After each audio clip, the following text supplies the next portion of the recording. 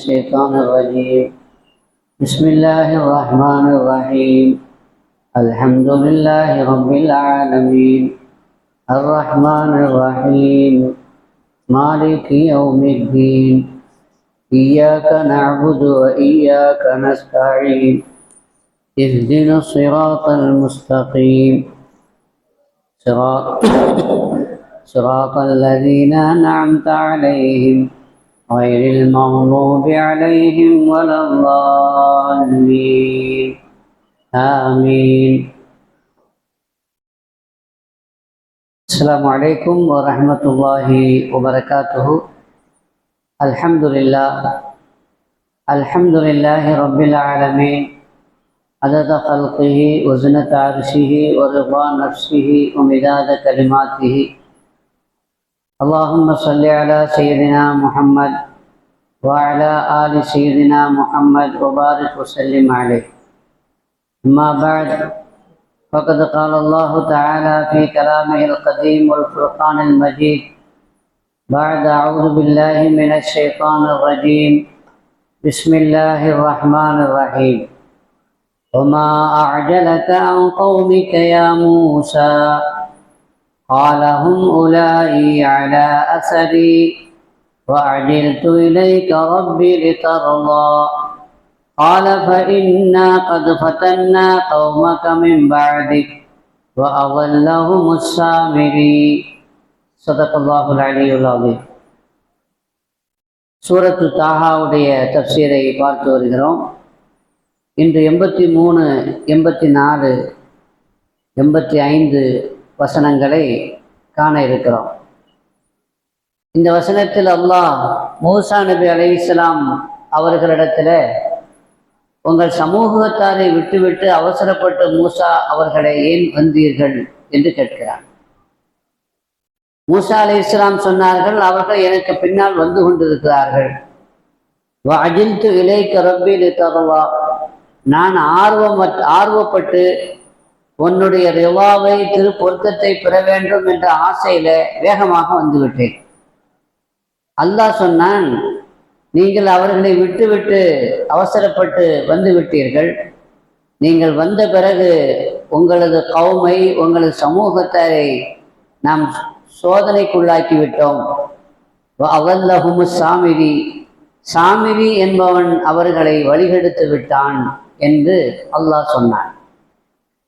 மூசா நபி அலைஹிஸ்ஸலாம் அவர்களுடைய சமூகம் நைல் நதியில், அதாவது செங்கடலில் ஃபிரௌனை அல்லாஹ் மூழ்கடித்து, அதற்கு பிறகு அவர்கள் சிரியாவை நோக்கி பயணப்பட வேண்டும் என்று உத்தரவு விடப்பட்டிருந்தது. அந்த நேரத்தில் அல்லாஹு மூசா நபி அலைஹிஸ்ஸலாம் அவர்களிடத்திலே சொன்னான், நீங்கள் உங்கள் சமூகத்தாரையும் சேர்த்து அழைத்து கொண்டு தூர் சீனா மலைக்கு என்னிடத்திலே வாருங்கள், உரையாடலாம். வேதத்தை நான் உங்களுக்கு வழங்குவேன். அந்த வேதத்தின்படி நீங்கள் நடக்க வேண்டும், உங்கள் சமூகத்தாரை வழி நடத்த வேண்டும் என்று மூசா நபி அலைஹிஸ்ஸலாம் அவர்களுக்கு தூர் சீனா மலையை நோக்கி வரும்படி, சமூகத்தாரையும் அழைத்து கொண்டு வரும்படி உத்தரவிட்டார். அப்படி அவர்கள் வந்து கொண்டிருக்கிற பொழுது, தூர் சீனா மலையை நோக்கி அவர்கள் வந்து கொண்டிருக்கிற பொழுது, வழியில இடையில ஒரு சமூகத்தாரை பார்க்கிறார்கள், ஒரு கூட்டத்தாரை அவர்கள் காண்கிறார்கள். அந்த கூட்டத்தார் சிலைகளை வணங்கி கொண்டிருக்கிறார்கள். அந்த சிலைகளை வணங்கி இருக்கின்ற அந்த மக்களை இந்த பனு இஸ்ராயில் இஸ்ரவேலர்கள் கண்ட பொழுது மூசா நபி இடத்திலே சொன்னார்கள், எப்படி அவர்கள் காணக்கூடிய ஒரு கடவுளை வைத்து பூஜை செய்து வணங்கி கொண்டிருக்கிறார்களோ அவர்களைப் போல எங்களுக்கும் காணக்கூடிய ஒரு கடவுளை நீங்கள் எங்களுக்கு உருவாக்கி தாருங்கள். கண்காணாத கடவுள் அல்லாஹ்வை நாங்கள் வணங்கி கொண்டிருக்கிறோம், ஆனால் அவர்கள் கண்ணால காணக்கூடிய கடவுளை வைத்து வணங்கி கொண்டிருக்கிறார்கள், எங்களுக்கும் அப்படி ஒரு ஏற்பாடு செய்யுங்களேன் என்று மூசா நபி அலைஹிஸ்ஸலாத்தை பார்த்து சொன்னார்கள். மூசா நபி அலைஹிஸ்ஸலாம் கோவப்பட்டு சொன்னாங்க, சரியான முட்டாள்களாக இருக்கின்றீர்கள். இன்னக்கும் கௌமுன் தஜ்ஹலூன், நீங்கள் முட்டாள் சமூகம்.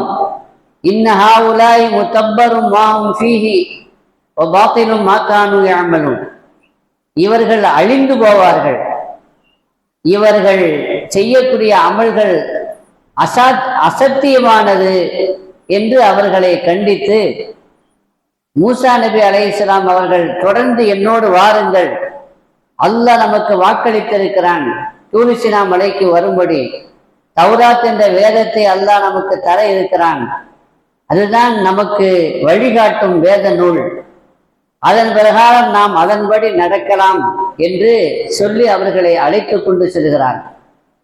மூசா நபி அலைஹிஸ்ஸலாமுக்கு அல்லாஹ் தூர் சீனா மலைக்கு வரும்படி சொன்னதோடு இன்னொன்றையும் சேர்த்து சொன்னான்.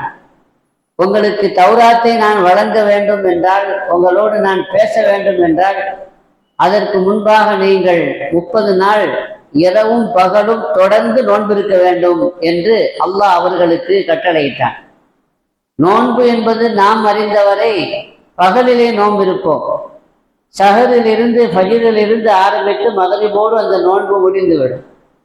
மகரிபுக்கு பிறகு அந்த நோன்பை திறப்பதற்கும் நாம் உண்ணுவதற்கும் பருகுவதற்கும் மற்ற தடைகளை நீக்கிக் கொண்டு நாம் சுகமாக வாழ்வதற்கும் நமக்கு அனுமதி உண்டு. ஆனால் இன்னொரு நோன்பு இருக்கிறது, அதுக்கு பேர் சௌமே விசால், தொடர் நோன்பு, கண்டினியூ நோன்பு. நோன்பை இடையில என்ன செய்யறது இல்லை, முறிக்கிறதே இல்லை, தொடர்ந்து நோன்பு, இரவும் நோன்பு பகலும் நோன்பு, 30 நாள் நோன்பு நிற்க வேண்டும் என்று அல்லாஹ் உத்தரவிட்டான்.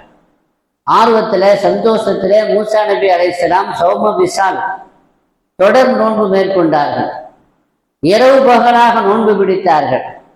1 மாசம் முழுவதும் இரவு பகலாக நோன்பு பிடித்து அல்லாஹுவை சந்திக்க போகிறோம், அல்லாஹுவை காணப்போகிறோம், அதாவது அல்லாஹோடு பேசப் போகிறோம், தொடர்பு கொள்ள போகிறோம் என்ற அந்த ஆசையில், இப்போ அல்லாஹ்ட்ட பேசணுமானா ரொம்ப கிளீனாக இருக்கணும், ரொம்ப சுத்தமாக இருக்கணும். 30 நாள் ஒன்றுமே சாப்பிடாம 30 நாள் எதுவும் நாம் நோன்பாக இருக்கிற காரணத்தினால வாயில் ஏற்பட்டிருக்கக்கூடிய அந்த மாற்றத்தை, வித்தியாசத்தை போக்கிக் கொள்ள வேண்டும் என்பதற்காக நல்ல மிஸ்வாக்கெல்லாம் செய்து ரொம்ப சுத்தமாக நீட்டாக போனாங்க. இப்போ அல்லாஹ் சொன்னான், எங்கே உங்கள் வாயிலிருந்து ஒரு நறுமணம் வீசுமே, நோம்பாளிகளுடைய வாயிலிருந்து ஒரு நறுமணம் வீசுமே, அந்த நறுமணத்தை காணோமே என்று அல்லாஹ் கேட்டான். நமக்கெல்லாம் தெரிந்த ஒரு செய்தி தான். மூசா நபி அலைஹிஸ்ஸலாம் சொன்னாங்க, உன்னிடத்துல வரணுங்கிற, உன்னோடு பேசணும் அப்படிங்கிற ஆர்வத்தில் ரொம்ப வாய் சுத்தமாக இருக்கணும், நீட்டாக இருக்கணுங்கிறதுக்காக வேண்டி வாயெல்லாம் மிஸ்வாக் செய்து நல்லா நீட்டாக ஒழுங்காக சுத்தமாக டிப்டாப்பாக வந்திருக்கிறேன் அப்படின்னு சொன்னான். அப்போ அல்லாஹ் சொன்னா, என்ன வேலை பார்த்தீங்க, நோன்பாளியுடைய வாய் நாற்றம் என்பது உங்களிடத்திலே அது நாற்றமாக இருக்கலாம், ஆனால் என்னிடத்திலே அது கஸ்தூரியை விட மணமிக்கது, நறுமணமிக்கது. எனவே அந்த மனம் எனக்கு ரொம்ப உகந்தது, எனக்கு பிடித்தமானது. அந்த நோன்பாளியனுடைய அந்த வாடையோடு தான் நீங்கள் வரணும். அப்படின்னா 10 நாள் எக்ஸ்ட்ரா நோன்புங்கன்னு சொன்னான். வவாஅத்னா மூசா சலாசியன லைலா வவாஅத்னாஹா என்ற அந்த வசனத்தில் அல்லாஹ் சொல்கிறான். முதல்ல மூசா நபிக்கு 30 நாள் தான் அல்லாஹ் நோன்பு இருக்கும்படி சொல்லியிருந்தான். ஆனால் மிஸ்வாக்கு செய்துட்டு போனதுனால இன்னும் 10 நாள் கூட்டி இன்னும் 10 நாள் நோன்பு இருந்துட்டு வாங்கன்னு சொல்லி அனுப்பிட்டான். அதுக்கு பிறகு மொத்தம் 40 நாள் அவங்க நோன்பு இருந்துட்டு அதுக்கு பிறகு அல்லாஹ்விடத்துல பேசுவதற்கும் உரையாடுவதற்கும் அவனிடத்திலே தௌராத்துங்கிற வேதத்தை வாங்குவதற்கும் அவர்கள் செல்கிறார்கள். அப்படி சென்று கொண்டிருக்கும் பொழுது அங்கே போய் 30-40 நாள் நோன்பு எல்லாம் இருந்துட்டு போகும் பொழுது கூட தன்னுடைய சமூக மக்களையும் அழைத்து கொண்டு செல்கிறார்கள். அப்போ அவங்க பொதுவாக எல்லாரும் வரணும் அப்படின்னா மூசா நபிக்கு இருக்கிற ஆர்வம் எல்லாத்துக்கும் இருக்கணுங்கிறது இல்லை, இருக்கிறதுக்கும் வாய்ப்பு இல்லை. அல்லாஹ்வுடைய நபி ரொம்ப சந்தோஷமா அல்லாஹ்வோடு பேச போகிறோம், அவன் தரப்போகிற அந்த வேதத்தை வாங்க போகிறோம் என்ற மகிழ்ச்சியோடு, ரொம்ப திருப்தியோடு, ஆனந்தத்தோடு, உற்சாகத்தோடு அவர்கள் சென்று கொண்டிருக்கிறாங்க. ஆனால் இவங்க ரொம்ப ஸ்லோவா சாதாரணமா எல்லோரும் வந்து கொண்டிருந்தாங்க. அவங்க பார்த்தாங்க இவங்க சீக்கிரம் வர்ற மாதிரி தெரியல. அதனால ஹாரூன் நபிகிட்ட சொன்னாங்க, எனக்கு நாய்பாக, எனக்கு பகரமாக நீங்க இவங்களை பார்த்து கொள்ளுங்க, சீக்கிரமா கூட்டு அங்க வந்து சேருங்க. நான் தூர் சீனா மலைக்கு கொஞ்சம் அட்வான்ஸாக போகிறேன், முன்னாடியே போய் நான் இபாதத்தில் ஈடுபட்டு இறை வணக்கத்தில் திளைத்து அல்லாஹ்வோடு பேசுவதற்கு நான் தயாராகிறேன் என்று மூசா அலைஹிஸ்ஸலாம் இவங்களெல்லாம் விட்டுட்டா சீக்கிரமா வாங்க அப்படின்னு சொல்லிட்டு ஹாரூன் நபியை தனக்கு நாயிபாக தனது பிரதிநிதியாக ஆக்கிவிட்டு எல்லாத்தையும் சீக்கிரமா கூட்டு வாங்க, நான் முன்னாடி போறேன் அப்படின்னு முன்னாடி போயிட்டாங்க. இந்த போற வழியில தான் ஒரு கூட்டத்தாரை பார்த்து எங்களுக்கும் இந்த மாதிரி சிலைகளை ஏற்பாடு செய்யுங்கள் என்று சொன்னார்கள். ஒரு சமயம் இப்னு அப்பாஸ் ரலியல்லாஹு அன்ஹு அவர்கள் சொல்கிறார்கள், ஒரு யூதன் வந்தான். யூதன் வந்து நீங்க யாரு அப்படின்னு கேட்டான். எந்த கோத்திரம், எந்த குலம் என்று கேட்டான். அப்பொழுது அவர்கள் சொன்னார்கள், மின் குறைஷின், குறைஷி குலத்தை சார்ந்தவன் என்று இப்னு அப்பாஸ் பதில் சொன்னார். அப்படின்னா அந்த யூதன் அவர்களை நோகடிக்க வேண்டும் என்பதற்காக, அவர்களை வம்புக்கு இழுக்க வேண்டும் என்பதற்காக, நீங்கள் அந்த கூட்டமா, அந்த மினல் கௌமில் லதீன காலு அல்லாஹும்ம இன்கான ஹாதா ஹுவல் ஹக்கு மின் இன்டிக் ஃபஅம்திர் அலைனா ஹிஜாரத்தம் மினஸ் ஸமா என்று சொன்னார்களே அந்த கூட்டமா? அதாவது குறைஷி காஃபிர்கள் அல்லாஹ்வுடைய நபி இடத்துல சொன்னாங்க, நீங்க சொல்லக்கூடிய இந்த வேதம் குர்ஆன் ஷரீஃப் அது உண்மையாக இருந்தால், அல்லாஹ் உங்களுக்கு வழங்கியது என்பது சத்தியமாக இருந்தா, நீங்க வானத்திலிருந்து கல்மழை பொழியுதுன்னு சொல்லுங்க. இன்கான ஹாதா வல் ஹக்கு மின் இன்டிக ஃபஅம்திர் அலைனா ஹிஜாரத்தம் மினஸ் ஸமா, வானத்திலிருந்து கல் மழையாக பொழியட்டும் அல்லது அதாபு வரட்டும். நம்பிக்கை இல்லை, நாங்க நம்பல என்பதற்கு இப்படி அவங்க தங்களுடைய அவநம்பிக்கையினுடைய அந்த வலிமையை வெளிப்படுத்துவதற்கு இதெல்லாம் உண்மை கிடையாது, சத்தியம் கிடையாது. அப்படி சத்தியமா இருந்தா எங்க அதாபு கொண்டு வாங்க பார்க்கலாம், எங்க பேரழிவை கொண்டு வாங்க பார்க்கலாம், வானத்திலிருந்து கல் மாறி பொழியட்டும் பார்க்கலாம் என்று மூசா நபி இடத்திலே ரசூலுல்லாஹி ஸல்லல்லாஹு அலைஹி வஸல்லம் அவர்களிடத்திலே சொன்னாங்க. அதை சுட்டி காட்டி அந்த யூதர் சொல்றாரு, இப்படியாங்க சொல்லுவா, இது உண்மையாக இருந்தா அல்லாஹுவே, இது உண்மையாக இருந்தா எனக்கு அதாபு இருக்கு அப்படின்னா சொல்லுவா. அல்லாஹுவே இது உண்மையாக இருந்தா எங்களுக்கு ஹிதாயத்து செய் அப்படித்தானே கேட்டிருக்கணும். இன்கான ஹாதா வல் ஹக்கு மின் இன்டிக, இது உன்னிடமிருந்து வந்த சத்தியமான வேதம்தான், இது உண்மைதான் என்றால் நீ எங்களுக்கு ஹிதாயத்து செய், நேர்வழி காட்டு என்று தானே கேட்டிருக்கணும். இன்னும் முட்டாள்தனமா இது உண்மையா இருந்தா எனக்கு அதாபு இருக்கு அப்படின்னு எவனாவது கேட்பானா? சரியான முட்டாள் கூட்டம் நீங்க, விவரம் இல்லாத இப்படிமா முட்டாள்தனமா இருப்பீங்க அப்படின்னு அரபிகளை, குறைஷி குலத்தை சார்ந்த அந்த காஃபிர்களை இடித்தும் பழித்தும் அந்த யூதன் சொன்ன பொழுது, நீங்க யாருன்னு எங்களுக்கு தெரியாதான்னு நாங்க இவங்க, நீங்க யாரு, உங்க லட்சணம் என்ன அப்படின்னு ஊருக்கும் உலகத்துக்கும் தெரியும். ஃபிரௌனுடைய அழிவை, பேரழிவை கண்கூட பார்த்தீங்க. செங்கடலை பிளந்து அல்லாஹ் உங்களை காப்பாத்தினா, அந்த கடல் தண்ணீர்ல அந்த ஈரம் கூட இன்னும் காயல.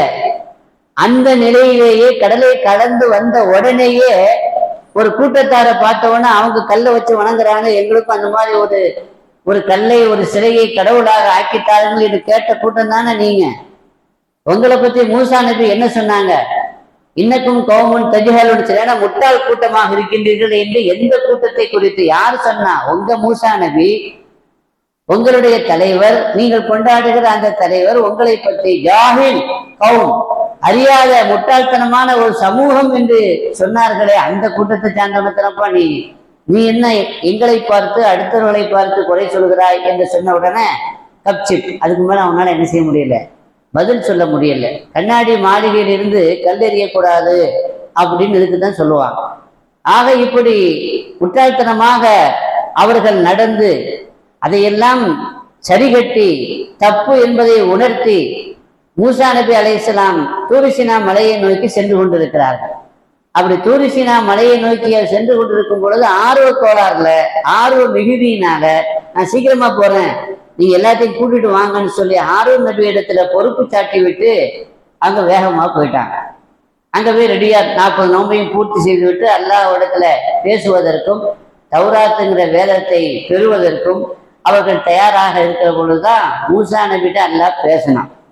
என்ன பேசினா, ஏன் அவசரப்பட்டு வந்தீங்கன்னு கேட்டான். இதுதான் முதல் கேள்வி. உமா அஜலக்க அங்க கௌமிக்க யா மூசா, எல்லாரையும் கூட்டிட்டு தானே வர சொன்னேன், எல்லாரையும் கூட்டிட்டு வராம அவங்களையெல்லாம் விட்டுட்டு ஏன் நீங்க அவசரமா வந்தீங்க அப்படின்னு அல்லாஹ் கேட்டான். அம்மா அஜலக்கு அங்க கோமிக்கையா மூசா.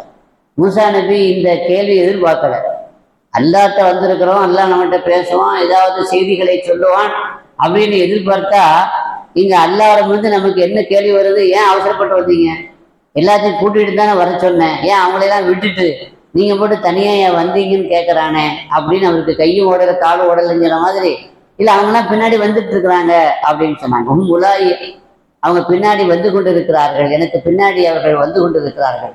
நான் ஏன் அவசரப்பட்டு வேகப்பட்டு வந்தேன்னா உன்னுடைய ரிவாவை, உனது திருப்பொருத்தத்தை, உனது அன்பை நான் பெற வேண்டும் என்பதற்காக வேண்டி நான் அவசரப்பட்டு வந்தேன்.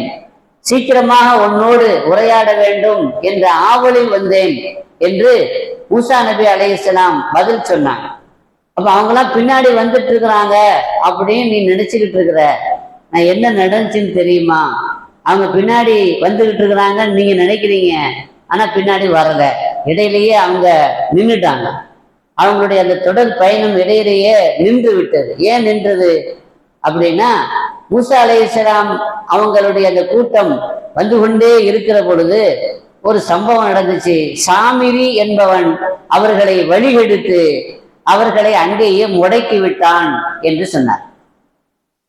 என்ன நடந்துச்சு? சாமிரி என்பவன் எப்படி அவர்களை வழிகெடுத்து அவர்களை முடக்கினான் அப்படின்னா, அதுக்கு முன்னாடி இந்த வசனத்தில் இருந்து அதனுடைய போக்கில் இருந்து நாம் ஒரு செய்தியை விளங்கிக் கொள்கிறோம். தலைவராக இருக்கக்கூடியவர், வழிநடத்தக்கூடியவராக இருக்கக்கூடியவர் ஒரு சமூகத்தை, ஒரு கூட்டத்தை ஒரு இடத்திலிருந்து இன்னொரு இடத்திற்கு அழைத்து கொண்டு செல்கிறார் என்றால் அவரு முன்னாடி போகணுமா பின்னாடி போகணுமா? எல்லாத்தையும் முன்னாடி விட்டுட்டு பின்னாடி போகணுமா, அல்லது எல்லாரும் பின்னாடி வாங்க அப்படின்னு சொல்லிட்டு முன்னாடி போகணுமா? அப்படின்னா இந்த ஆயத்திலிருந்து, இந்த சம்பவத்திலிருந்து என்ன தெரியுதுன்னா, தலைமையாக இருக்கக்கூடியவர், பொறுப்புடைய இருக்கக்கூடியவர் எல்லாத்தையும் முன்னாடி விட்டுட்டு பின்னாடி வரணும். அவங்களை கண்காணித்து கொண்டு அவங்களை பார்த்து கொண்டு மேற்பார்வை செய்து கொண்டு பின்னாடி வரணுமே தவிர, நீங்க பின்னாடி வாங்க நாங்க முன்னாடியே போறோம் அப்படின்னு நினைச்சக்கூடாது, போகக்கூடாது. அப்படி போனா இப்படிதான் நடக்கும். நாம முன்னாடி போவோம், பின்னாடி வரலாம்னு நினைச்சிட்டு போவோம், அவன் என்ன செய்ய மாட்டான், வரமாட்டான். அங்க ஏதாவது வேடிக்கை பார்த்துட்டு இருப்பான், அங்க ஏதாவது சம்பவம் நடக்கும், அந்த சம்பவத்தை பார்த்துட்டு இருப்பான். ஒரு வகையான சிறுபிள்ளைத்தனம். சிறுபிள்ளைகள்கிட்ட ஒரு வேலை சொன்னீங்கன்னா, சின்னவர்கள் பக்குவம் இல்லாதவங்க வேலை சொன்னீங்கன்னா வேலைக்கு தான் போவாங்க, சொன்ன வேலைக்கு போவாங்க. கடைக்கு போச்சுன்னா கடைக்கு போவாங்க. திடீர்னு அங்க ஒரு கூத்து நடக்குதுன்னு வச்சுக்கோங்க, அங்க ஒரு போட்டி நடக்குது, விளையாட்டு நடக்குதுன்னா அங்கிட்டு விளையாட்டு பார்த்துட்டு இருப்போம், இந்த கூத்தை பார்த்துக்கிட்டு இருப்போம். நம்ம எதுக்கு வந்தோங்கிறத மறந்துடுவோம். இது சிறுபிள்ளைத்தனம். அது மாதிரி மக்களும் அறியாத கூட்டம். நாம் எதுக்கு வந்தோம், எந்த நோக்கத்திற்காக வந்தோம் என்பதை மறந்து இந்த உலகத்திலே வாழ்ந்து கொண்டிருக்கக்கூடிய கூட்டம் தான் மனித கூட்டம். வந்த நோக்கம் என்ன, வந்த வேலை என்ன, நம்ம எதுக்கு வந்திருக்கிறோம், என்ன வேலை செய்ய வந்திருக்கிறோம் என்பதையே மறந்து வாழக்கூடிய கூட்டம் தான் இந்த மனித சமூகம். அதனால தான் அல்லாஹ் தஆலா அப்பப்போ ஞாபகப்படுத்துவதற்காக, நினைவூட்டுவதற்காக நபிமார்களையும், நபிமார்களுக்கு பிறகு வழிமார்களையும், அறிஞர் பெருமக்களையும் அனுப்பி நமக்கு ஞாபகப்படுத்தினா, எப்ப எதுக்கு நீ வந்திருக்கிற, அதை மறந்துடாத, ஃபதக்கிர், அவருக்கு நினைவூட்டுங்கள். ஃபதக்கிர் ஃபஇன்ன ذிக்ரா தன்ஃபஉல் முஃமினீன், நினைவூட்டுவது முமின்களுக்கு பிரயோஜனம் அளிக்கும். மனிதன் மறந்தவன், மனிதன் மறந்து தன்னுடைய இலக்கை நோக்கி பயணம் செய்து கொண்டிருக்கிற பொழுது அவன் திடீரென்று இலக்கை போய் அடையக்கூடிய அந்த முயற்சியில தொடர்ந்து முயற்சிக்காமல் நின்று விடுகிறான். எனவே அவன் என்ன செய்யணும், எப்பா சீக்கிரம் போ சீக்கிரம் போன்னு சொல்லி பின்னாடி வந்து நம்ம என்ன செய்துட்டே இருக்கணும், அவனை தள்ளி விட்டுக்கிட்டே இருக்கணும். அப்படிதான் தூத்துக்குடியில இருக்கும் பொழுது எங்களுக்கும் ஒரு அனுபவம் ஏற்பட்டுச்சு. எல்லா பிள்ளைகளையும் ஒரு இடத்துக்கு ஒரு டூரிஸ்ட் மாதிரி போகலாங்கிறதுக்காண்டி தூத்துக்குடியிலேருந்து பக்கத்துல ஓட்டப்பிடாரம் அப்படின்னு ஒரு ஊர் இருக்குது. அந்த ஊர்ல எங்க நிர்வாகத்துக்கு சொந்தமான பள்ளிவாசல் இடம்லாம் இருக்குது. அங்க போய் ஒரு 2 நாள் சும்மா ஒரு ஃப்ரீயா இருந்துட்டு வரலான்னு பிள்ளைகளை கூட்டு போனோம். அதுல கட்டபொம்மன் உடைய கோட்டை ஒன்று இருக்குது போற வழியில. அந்த கட்டபொம்மன் கோட்டையை பார்க்கணும் அப்படிங்கிறதுனா அந்த சுற்றுப்பயணத்தினுடைய ஒரு நிலவரம். அப்ப நாங்க போய் கொண்டு இருக்கிற பொழுது எல்லாத்தையும் முன்னாடி விட்டு பின்னாடி நாங்க போகணும், அப்படி போகல. இதே மாதிரி மூசா நபியுடைய சம்பவம் எங்களுடைய நேரடி அனுபவம். இப்ப சீக்கிரம் வாங்கப்பான்னு நாங்க முன்னாடி செய்யிட்டோம், போயிட்டோம், ஒத்தனும் வரல. பின்னாடியே வந்தவன் கடைசி எங்க போனா, எங்கேயோ போய் இதே வேடிக்கை பார்த்துக்கிட்டு அப்படியே முடங்கிட்டாங்க. கடைசி பின்னாடி வந்து நாங்க அவங்கள கூட்டிட்டு போக வேண்டியது வந்துச்சு. இப்போ மூசா அலைஹிஸ்ஸலாத்தை பார்த்து அல்லாஹ் இந்த கேட்குற இந்த கேள்வி அந்த அந்த சம்பவத்தை நினைவுபடுத்துகிறது. உமா அஜலத்தான் கௌமிக்க யா மூசா, ஏன் அவசரப்பட்டு வந்தீங்க? ஒரு கூட்டத்தை வழிநடத்தி கொண்டு வர்றீங்கன்னா மாணவர்களை வழிநடத்தக்கூடிய ஆசிரியர் என்ன செய்யணும் அப்படின்னா, எங்கேயாவது சுற்றுலாவுக்கு போறா இருந்தா அந்த மாணவர்களை முன்னாடி விட்டு பின்னாடி வரணுமே தவிர, நீங்க வாங்கப்பா அப்படின்னு நீங்க முன்னாடி போனீங்கன்னா நீங்க மட்டும்தான் போகணும். அவன் பின்னாடி எங்கேயாவது வேடிக்கை பார்த்து கொண்டு இருப்பான், அல்லது வேற எங்கேயாவது வழி தவறி வழி மாறி போறதுக்குண்டான வாய்ப்பும் இருக்கிறது. எனவே இந்த பாடம் நமக்கு இந்த வசனத்திலிருந்து கிடைக்கிறது. மூசா நபியினுடைய இந்த வசனத்திலிருந்து, சம்பவத்திலிருந்து வழி நடத்தி செல்லக்கூடியவர்கள், தலைவர்கள் முன்னாடி செல்ல வேண்டும். லூத் நபி அலைஹிஸ்ஸலாத்தை பார்த்து அல்லாஹ் அப்படித்தான் சொன்னான், இரவோடு இரவாக உங்கள் சமூகத்தை அழைத்து கொண்டு இந்த ஊரை விட்டு நீங்க வெளியே போங்கன்னு சொன்னான் லூத் நபி அலைஹிஸ்ஸலாம். ஏன்னா இந்த ஊருக்கு அழிவு வரப்போகிறது, அதாவது வரப்போகிறது. அதனால நீங்களும் உங்களை ஈமான் கொண்ட உங்கள் சமூகத்தாரும் இந்த ஊரை விட்டு வெளியே போயிருங்க. அப்படி வெளியே போகும்பொழுது ஒரு இன்சு கொடுத்தான், வத்தபர் அதுபாரகும், அவங்கள முன்னாடி விட்டு நீங்க பின்னாடி அவங்கள ஃபாலோ பண்ணிட்டு போங்கன்னு சொன்னான். இதுதான் ஒரு தலைமை பண்புக்கு, ஒரு தலைவருக்கு தன் சமூக மக்களை வழிநடத்தக்கூடிய, அதே மாதிரி ஒரு மாணவர்களை வழிநடத்தக்கூடிய ஆசிரியருக்கு, ஒரு யூனியன் லீடருக்கு உண்டான ஒரு வழிகாட்டுதல் என்ன அப்படின்னா, எங்கேயாவது கூட்டிட்டு போனோம்னா பின்னாடி வாங்கன்னு முன்னாடி போகக்கூடாது, அவங்கள முன்னாடி விட்டு நம்ம என்ன செய்யணும், பின்னாடி போக வேண்டும் என்பதைத்தான் இந்த வரலாற்று சம்பவம் ஒட்டுமொத்த உலகத்திற்கு வழிகாட்டுகிறது. எனவே நீங்க முன்னாடி வந்துட்டீங்க, பின்னாடி வந்திருக்கணும், அவங்கள முன்னாடி வழி நடத்திட்டு வந்திருக்கணும் பின்னாடி. ஆனா நீங்க வராம நீங்க முன்னாடி அவசரப்பட்டு வந்துட்டீங்க, என்ன இருந்தது தெரியுமா? இடையிலேயே உங்கள் சமூகம் நின்று விட்டது, அவர்கள் முடங்கி விட்டார்கள். அவர்களை முடக்கி அவர்களை வழிகெடுத்தது யாரு அப்படின்னா சாமிரி. சாமிரி என்ற ஒரு ஆசாமி அப்படின்னு அல்லாஹ் குர்ஆன் செய்யல அவல்லஹும் சாமிரி என்று சொல்கிறார். யார் இந்த சாமிரி என்று நாம் பார்த்தால், ஃபிரௌனுடைய குடும்பத்தை சார்ந்தவன் தான் இந்த சாமிரி. ஃபிரௌனுடைய கூட்டத்தால் பெரும்பாலும் ஈமான் கொள்ளல. ஆனா ஃபிரௌனுடைய கூட்டத்தை சார்ந்த ஒரு சிலர் என்ன செய்தார்கள், மூசா நபியை கொண்டு ஈமான் கொண்டார்கள்.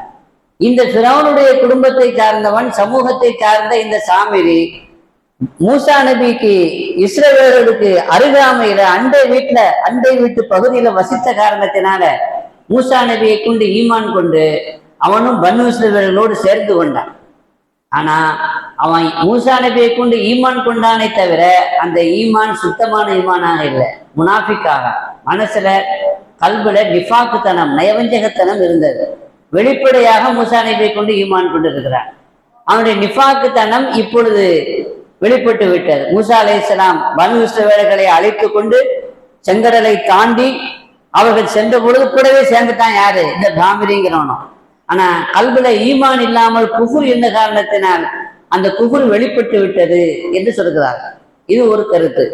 இன்னொரு கருத்து என்னன்னா, இந்த சாமிரி என்பவன் பனு இஸ்ராயேலிலேயே ஒரு கோத்திரத்தினுடைய பேர் சாமிரா, அந்த கோத்திரத்தை சார்ந்தவன் தான் சாமிரி என்று சொல்கிறான். இன்றும் ஷாம் தேசத்தில் சிரியாவில சாமிரி என்ற அந்த கோத்திரத்தார் அது பிரபல்யமான ஒரு குடும்பமாக, குலமாக இன்றும் இருக்கிறார்கள் என்று வரலாறு செய்திகள் நமக்கு சொல்கிறது.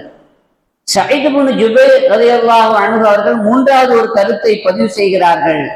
என்ன கருத்து அப்படின்னா, இவன் யாரு அப்படின்னா, இவன் பாரசீகத்தை சார்ந்தவன், பாரசீக வகுப்பை சார்ந்தவன். பாரசீகத்தில் உள்ளவங்க நெருப்பு வணங்கக்கூடியவங்க. இவன் அந்த நெருப்பு வணங்கக்கூடிய அந்த கூட்டத்தை சார்ந்தவன்.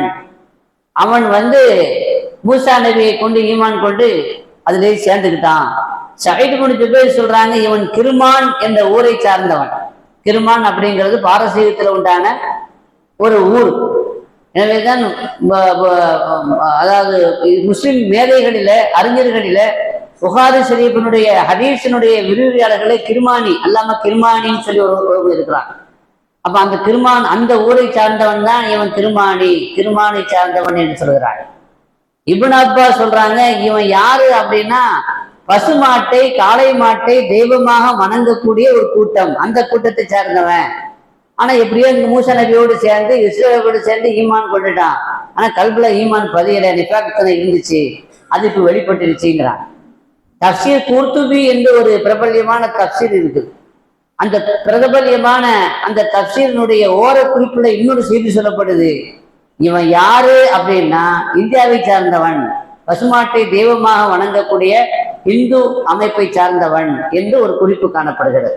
ஆக எப்படியோ சாமிரி சிறுக்கில அவன் இருந்த சமூகத்தை சார்ந்து வந்திருந்தாலும், இஸ்லாத்தின் பக்கம் அவன் சேர்ந்திருந்தாலும் முழுமையாக என்ன செய்யலாம இஸ்லாத்தின் பக்கம் நுழையல. அவனுக்கு பழைய அந்த சிறுக்கினுடைய அந்த புத்தி, அந்த சிறுக்கினுடைய வாடை இருந்து கொண்டே இருந்தது.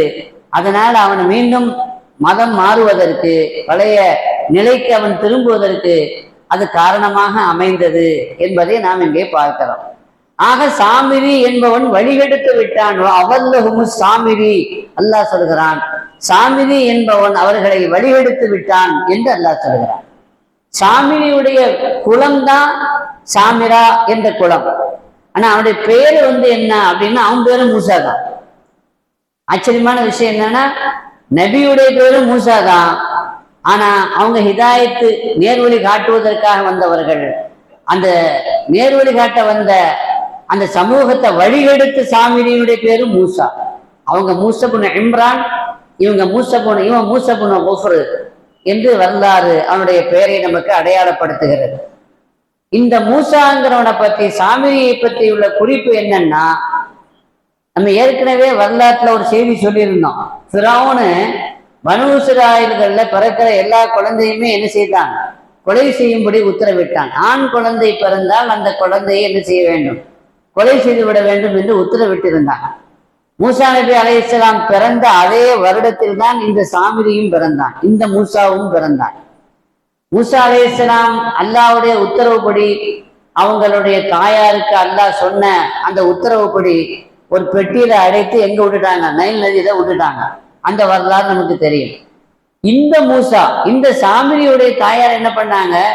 இந்த குழந்தை பிறந்திருக்குன்ற செய்தி கிடைச்ச உடனே மூசா ஃபிரௌனுடைய காவல்துறை வந்து அநியாயமாக பிடிச்சு பறிச்சுட்டு போய் நம்ம கண் முன்னாலேயே இந்த குழந்தைய என்ன செய்வானுங்க? அறுத்துருவானுங்க. அதை கண் கூட நம்ம பார்க்க சகிக்காது அப்படின்னு வச்சுக்கிட்டு இந்த குழந்தை போலீஸ்காரன் கையில போயிடக்கூடாதுங்கிறதுக்காண்டி என்ன பண்ணாங்க? குழந்தை பிறந்த உடனேயே ரகசியமா தூக்கிட்டு போய் காட்டுக்கு போய் அங்க ஒரு குகையில அந்த குழந்தைய போயிட்டு வந்துட்டாங்க. அந்த குகைக்கு அடிக்கடி போய் பார்த்துக்குவாங்க, நம்ம குழந்தை எப்படி இருக்குது, இருக்கா ஹயாத்தோடு இருக்குதா இல்லைன்னு பார்த்துக்குவாங்க.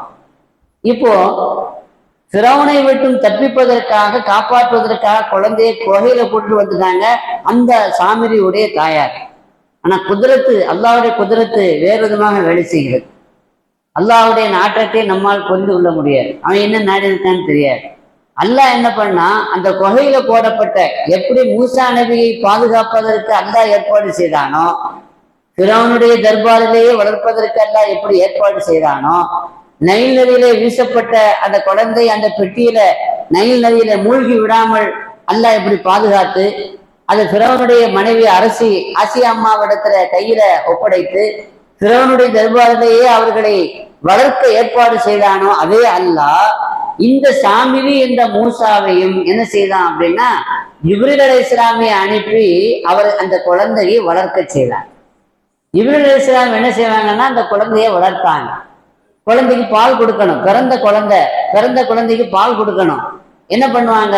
குதிரத்தின் அடிப்படையில அல்லாஹ்வுடைய அந்த நேரடியான அந்த உதவியை அவர்கள் வெளிப்படுத்துகிற விதத்துல தனது விரலை, ஜிப்ரீல் அலைஹிஸ்ஸலாம் தனது விரலை அந்த சாமிரியுடைய வாயில வைப்பாங்க. மூணு விரல், ஒரு விரல்ல இருந்து பால் வரும், இன்னொரு விரல்ல இருந்து தேன் வரும், இன்னொரு விரல்ல இருந்து வெண்ணெய் வரும். இப்படி 3 வகையான பானங்கள் அந்த விரல்ல இருந்து வெளிப்பட்டு அந்த 3ஐயும் பிடிச்சு சின்ன வயசுலயே தேன், பால், வெண்ணெய், இப்படி சத்தான கொழுப்பான அந்த உணவை சாப்பிட்டு வளர்ந்தவனுக்கு கொழுப்பு ஏறத்தானே செய்யும். அதுல ஏறிக்குச்சு. வளர்த்தது யாரு? ஜிப்ரீல் அலைஹிஸ்ஸலாம். ஜிப்ரீல் அலைஹிஸ்ஸலாம் இந்த மாதிரி 3 தெய்வீக உதவியை கொண்டு, தெய்வீக உணவை கொடுத்து கொண்டு அந்த சாமிரியை வளர்த்து அவனை ஆளாக்கிட்டார். இப்போ இந்த மூசா அலைஹிஸ்ஸலாம் ஃபிரௌனுடைய தர்பார்ல வளர்ந்து இவங்க என்ன செய்யறாங்க? ஆளாயிட்டாங்க. இவர் பேரும் மூசா தான், அவன் பேரும் என்னதான்? மூசா தான். ஆனா இதுல வரலாற்று வினோதம் என்ன அப்படின்னா, ஜிப்ரீல் அலைஹிஸ்ஸலாம் வளர்த்த மூசா காஃபிரா போயிட்டான். ஃபிரௌன் வளர்த்த மூசா நபியாக ஆயிட்டாங்க. அப்ப வளர்ப்பு என்பது அது ஒரு மனிதனுடைய விதியை தீர்மானிக்காது. அதனாலதான் ஒரு கவிஞன் அழகாக பாடினான், இதழ் மருவுலம் யுஹ்லக் சஈதா, எந்த ஒரு மனிதனும் அவன் சீதேவியாக, அதாவது பாக்கியமானவனாக படைக்கப்பட்டிருக்கவில்லை என்றால் தஹய்யரத்து உக்கூலு முரப்பீஹி, அவனை வளர்க்கக்கூடியவருடைய அறிவுகள் திகைத்துவிடும். வகாபல் முஅம்மில், எதிர்பார்க்கக்கூடியவனுடைய எதிர்பார்ப்புகள் பொய்யாகிவிடும். ஏன்னா மூசல்லதி ரப்பாஹு ஜிப்ரீலு காஃபிரு, ஜிப்ரீல் அலைஹிஸ்ஸலாம் வளர்த்த மூசா காஃபிரா போயிட்டான். மூசல்லதி ரப்பாஹு ஃபிரௌன் முர்சலு, ஃபிரௌன் வளர்த்த மூசா நபி முர்சலாக ஆயிட்டாங்க. அப்படின்னா அவன் யாரு வளர்க்கிறாங்கிறத விட அவனுடைய தலையெழுத்து எப்படி இருக்குங்கிறது முக்கியம். அல்லாஹ் யாருடைய தலையெழுத்தை எப்படி வச்சிருக்கிறானோ அதுதான் நடக்கும், அதுதான் முடியும். நபிகள் நாயகம் ஸல்லல்லாஹு அலைஹி வஸல்லம் அந்த கலா கதரை பத்தி நமக்கு தெளிவா சொல்லியிருக்கிறாங்க. என்ன சொல்லியிருக்கிறாங்க அப்படின்னா, சில பேருக்கு அல்லாஹ் தஆலா பாக்கியசாலியாக தலைவிதியை நல்ல விதமாக ஆக்கியிருக்கிறான், சொர்க்கவாசியாக அல்லாஹ் அவனை படைத்திருக்கிறான். சில பேரை நரகவாசியாக அல்லாஹ் ஆக்கி அவனை நரகத்திற்காகவே அல்லாஹ் அவனை படைத்திருக்கிறான். சொர்க்கவாசி என்று படைக்கப்பட்ட ஒரு மனிதன், சொர்க்கத்திற்கு போக வேண்டிய விதி உள்ள ஒருவன் நிறைய பாவங்களை செய்வான், செய்து கொண்டே இருப்பான். எந்த அளவுக்கு பாவத்தை செய்து கொண்டிருப்பான் என்றால், சொர்க்கத்திற்கும் அவனுக்கும் ஒரு ஜான் தான் இடைவெளி இருக்கும். அந்த ஜான் இடைவெளி நீங்கிருச்சுன்னா என்ன போயிடலாம், சொர்க்கத்துக்கு போயிடலாம் என்ற அளவுக்கு ரொம்ப நெருக்கமா சொர்க்கத்திற்காக வேண்டி படைக்கப்பட்டவன் நரகத்திற்கு போக வேண்டிய அமல்களைத்தான் செய்து கொண்டே இருப்பான், பாவங்களை செய்வான். எந்த அளவுக்கு பாவங்களை செய்து நரகத்திற்கும் அவனுக்கும் எவ்வளவு தூரம் இருக்குன்னா ஒரு ஜான் தான் இடைவெளி இருக்கும். ஆனா அவனுடைய விதி நல்ல விதி, அவன் தலையெழுத்து நல்ல எழுத்து, அவன் சொர்க்கவாசின்னு எழுதியிருக்கும் என்றால் கடைசி நேரத்துல ஒரு நல்ல அமல் செய்து ஒரு ஜம்ப் பண்ணி சொர்க்கத்துக்கு போயிடும். தௌபாவுடைய நசீபு கிடைச்சிடும். கடைசி நேரத்துல முடிவு தானே நமக்கு நல்ல முடிவு. காலமெல்லாம் அவன் எப்படி இருந்தான் என்பது அல்ல, கடைசி நேரத்துல முடிவு எப்படிப்பட்ட முடிவாக அமைந்தது என்பது தானே. அதே மாதிரி எப்படி நரகவாசி நரகத்தினுடைய அமலை செய்து கடைசி நேரத்துல சொர்க்கவாசி ஆன மாதிரி, சில பேர் பார்த்தா நல்ல அமல்கள் செய்து சொர்க்கத்தின் பக்கம் நெருங்கி விடுவார்கள். சொர்க்கத்திற்கும் அவனுக்கும் ஒரு ஜான் தான் இடைவெளி இருக்கும், ஆனா அவனுடைய விதி நரகவாசின்னு இருக்கும். அப்படின்னா கடைசி நேரத்துல பாவம் செய்து அவனுடைய முடிவு கெட்ட முடிவாக ஆகி ஜம்ப் பண்ணி நரகத்துல குதித்து விழுந்து விடுவான். அவ விதி என்பது ரொம்ப வலியது. எனவே அந்த விதி எப்படி இருக்குங்கிறது நமக்கு தெரியாது. எனவேதான் மூசா வளர்த்த, அதாவது ஃபிரௌன் வளர்த்த மூசா நபியாக முர்சலாக ஆயிட்டாங்க. ஏன்னா அவருடைய விதி அப்படி. ஆனா ஜிப்ரீல் அலைஹிஸ்ஸலாம் வளர்த்த மூசா அவன் காஃபிரா போயிட்டான். எனவே விதி ஒழுங்காக அமையவில்லை என்றால், பிறப்பிலேயே அவன் பாக்கியசாலி என்று அவன் படைக்கப்படவில்லை என்றால் நம்முடைய அறிவு வேலை செய்யாது, திகைத்து விடும். அவனுடைய முடிவு எப்படி அமையும் என்பதை யாராலும் சொல்ல முடியாது என்று ஒரு கவிஞன் சொல்வதை போல நல்ல விதி அமையணும். அப்ப ரசூலுல்லாஹ்ட்ட கேட்டாங்க சஹாபாக்கள், என்ன கேட்டாங்க, விதிப்படிதான் நடக்கும் அப்படின்னா அந்த எதுக்கு அமல் செய்யணும், நம்ம அமல் செய்யாம சும்மா இருந்துடலாமா, விதிப்படி நடந்துட்டு போகுது அப்படின்னு கேட்டப்போ ரசூலுல்லாஹி ஸல்லல்லாஹு அலைஹி வஸல்லம் சொன்னாங்க, யஅமலு, நீங்க அமல் செய்யுங்க, விதியை நீங்க என்ன செய்யக்கூடாது, நம்பக்கூடாது. விதியை நம்பக்கூடாதுன்னா விதி என்னன்னு உங்களுக்கு தெரியாத, அதனால விதி எப்படி அப்படிங்கிறத எதிர்பார்த்து நீங்க அமல் செய்யாம இருக்கக்கூடாது. நீங்க செய்யற மாதிரி என்ன செய்யணும், அமல் செய்யணும். ஆனா ஒரு விஷயம் என்னன்னா, குல்லுன் முயஸ்ஸருன் லிமா குலிக லஹு, யார் எதற்காக படைக்கப்பட்டிருக்கிறார்களோ அவர்களுக்கு அது லேசாகிவிடும். சொர்க்கத்தினுடைய அமல் சொர்க்கவாசிகளுக்கு லேசாகிவிடும். சொர்க்கத்திற்காக வேண்டி படைக்கப்பட்டவர்களுக்கு சொர்க்கத்தினுடைய அமல் லேசாகும். நரகத்திற்காக வேண்டி படைக்கப்பட்டவர்களுக்கு நரகத்தினுடைய பாவமான அமல் லேசாகிவிடும். எனவே யார் எதற்காக படைக்கப்பட்டிருக்கிறார்களோ அதனுடைய அமல் அவர்களுக்கு லேசாக்கப்பட்டுவிடும். எனவே நீங்கள் முயற்சி செய்ய வேண்டும். முயற்சியை நம்ம என்ன செய்யக்கூடாது, கைவிட்டு விடக்கூடாது. விதிப்படி நடக்குது அப்படின்னு சாப்பிடாம இருக்குமா, விதிப்படி நடக்குதுன்னு நம்ம முயற்சி பண்ணாம, உழைக்காம, வியாபாரம் செய்யாம, சம்பாத்தியம் பண்ணாம இருக்கமா, என் விதி அல்லாஹ் தான் ரிஸ்க் தருவான், எனக்கு கூட ரிஸ்க் வரும் அப்படின்ட்டு நம்ம பேசாம வீட்டில் இருக்கமா, இருக்க மாட்டோமே. அல்லாஹ் ரிஸ்க வாயை குழந்தை தரணும், அப்பதான் நான் சாப்பிடுவேன் அப்படின்னு நம்ம என்ன செய்யறது இல்லை, யாருமே இருக்கிறது இல்லையே. நம்ம முயற்சி பண்ணதான் செய்யணும். நாம எதுக்கு படைக்கப்பட்டிருக்கிறோம், நமக்கு என்ன தலையெடுத்தோ அது அல்லாஹ் அந்த பாதையை லேசாக்கிட்டே இருப்பான். ஷகீக்குல் பல்கி என்று பெரிய மகான் இருந்தாங்க, ஒரு பெரிய வியாபாரியாகவும் இருந்தாங்க. அப்ப அவங்க வியாபாரத்திற்காக வேண்டி போறதுக்கு முன்னாடி இப்ராஹிம் இப்னு அதுஹம் ரஹ்மத்துல்லாஹி அலைஹி அவங்கள்ட்ட நான் பயணம் போறேன், வியாபாரத்துக்கு போறேன், துவா செய்யுங்க அப்படின்னு துவா வாங்கிட்டு போனாங்க. துவா வாங்கிட்டு போனவர் வியாபாரத்துக்கு போறதுன்னா அந்த காலத்துல ஃப்ளைட்ல போயிட்டு ஃப்ளைட்ல வர்றது இல்லை, ரொம்ப நாள் ஆயிடும், மாசக்கணக்கில் ஆயிடும். அதுக்கு பிறகுதான் என்ன செய்வாங்க, வியாபாரம் செய்துட்டு திரும்புவாங்க. இவர் என்னன்னா போன உடனேயே ஓரிரு நாட்களே திரும்பிட்டாரு. என்னையா வியாபாரத்துக்கு போறேன் துவா செய்யுங்கன்னு சொல்லி துவாலாம் வாங்கிட்டு போனீங்களே, ஏன் திரும்பி சீக்கிரமா இங்கேயே வந்துட்டீங்க, என்ன ஆச்சு அப்படின்னு கேட்டாங்களாம் இப்ராஹிம் இப்னு அதுஹம் ரஹ்மத்துல்லாஹி அலைஹி.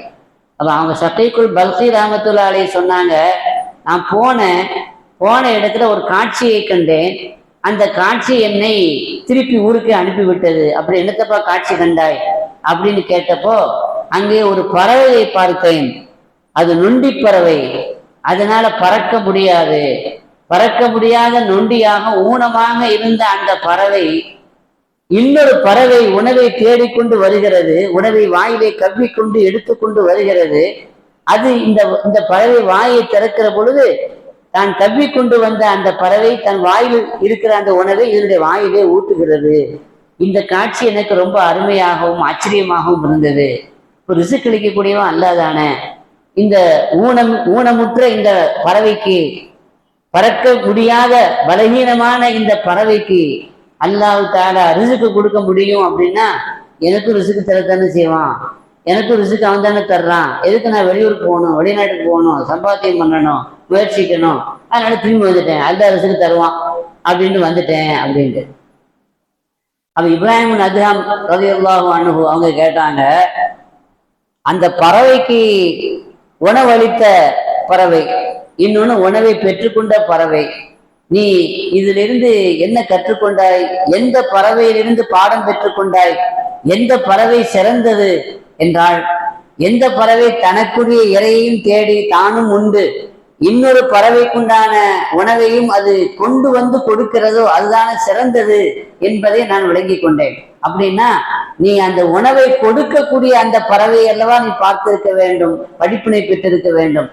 முடியாமல் உணவை பெற்றுக் கொண்டிருக்கிற, அடுத்தவனுடைய உதவியை பெற்றுக்கொண்டு வாழ்கிற, அடுத்தவனுடைய உதவியை நாடி இல்லை என்றால் இல்லாத ஒரு நிலையில இருக்கக்கூடிய பலவீனமான பறவையை நீ பார்க்க கூடாது. நீ எந்த பார்வையை பார்த்து நீ படிப்பினை பெற்றிருக்க வேண்டும் என்றால், எந்த பறவை பறந்து சென்று உணவை தேடி தானும் உண்டு தன் இனத்திற்கும் உதவி செய்கிறதோ அந்த பறவையைத்தானே நீ பார்த்திருக்க வேண்டும், அதிலிருந்து தான் நீ பாடம் படித்திருக்க வேண்டும், படிப்பினை பெற்றிருக்க வேண்டும் என்று உணர்த்தினார்கள். இந்த வரலாற்றை பார்க்கிறோம். எனவே விதி நமக்கு என்ன நமக்கு தெரியாது. அதனால நாம நம்மளுடைய வழியில, நல்ல வழியில, நேரான வழியில செய்ய வேண்டிய முயற்சிகளை எல்லாம் நாம் செய்து கொண்டே இருக்க வேண்டும். அல்லாஹ் ஜல்ல ஷானஹு தஆலா அந்த முயற்சிக்கு வெற்றியை கொடுப்பான். ரப்புல் ஆலமீன் அத்தகைய நல்ல தௌஃபீக்கை நம் அனைவருக்கும் வழங்கி அருள் புரிவானாக. பிஹக்கி சய்யிதினா முஹம்மத் வ ஆலி சய்யிதினா முஹம்மத் ஸல்லல்லாஹு அலைஹி வஸல்லம் வ ஆகிரு தஅவானா அல்ஹம்துலில்லாஹி ரப்பில் ஆலமீன். அஸ்ஸலாமு அலைக்கும் வ ரஹ்மத்துல்லாஹி வ பரகாத்துஹு.